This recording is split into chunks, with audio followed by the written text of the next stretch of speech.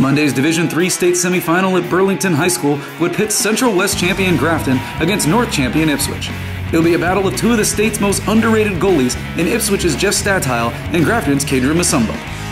Early first, and sophomore Ryan Tiles-Desley gets Grafton on the board, dodging in for an Indian goal. But Ipswich would answer back quickly as Duke Crixkionaitis bombs in this Connor Killian pass to tie the game at 1.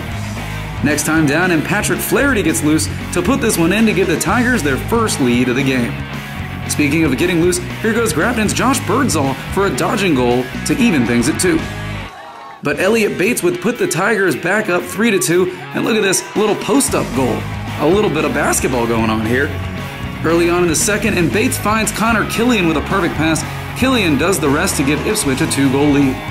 Now a 3-goal Tiger lead, but Birdsall snipes this one in from the left side, pulling things to within 2 again. Now just before the half, and Hunter Fraser splits 2 defenders and scores this scoop goal. The Tigers can't believe it, but we go to the half with the score Ipswich 5 and Grafton 4. Early in the third, and Grafton attackman Chase Kapazinski. This kid is doing it with a broken foot. No matter, he puts it in to draw the Indians even at 5.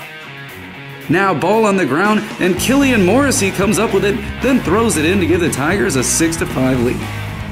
Now Grafton's Tiles-Desley gets running, but Patrick Flaherty comes and absolutely levels him with an illegal check.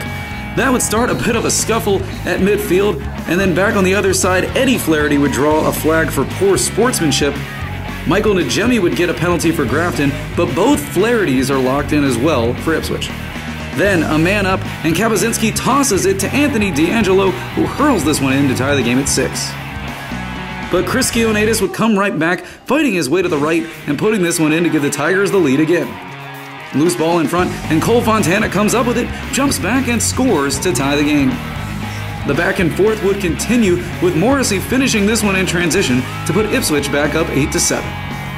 Now check out this pass from Kapazinski, falling and finding Hunter Fraser for another tying goal, knotted at 8 late in the 4th. Then the Indians would claim their first lead since it was 1-0 when Tiles-Desley fights his way through a group of white jerseys and scores to put the Indians up 9-8. But Tommy Ganolfi beats his man, and the help doesn't come in time. He scores to tie the game at 9, and we've got some bonus lacrosse coming up, folks. Let's head to overtime. In the first overtime, Kapazinski gets a decent look here, but Statile cleans it up. We'd go to a second overtime, and the face-off would be a mad scramble, ball bouncing around, everyone fighting for it, but the Indians eventually come up with it. Then, out of a timeout, Birdsall sprints, and the slide never comes. He doesn't hesitate and scores the golden goal to give Grafton the biggest win in program history, 10-9 in double overtime over Ipswich. The Indians will now play in their first ever state championship game this Friday at Harvard Stadium.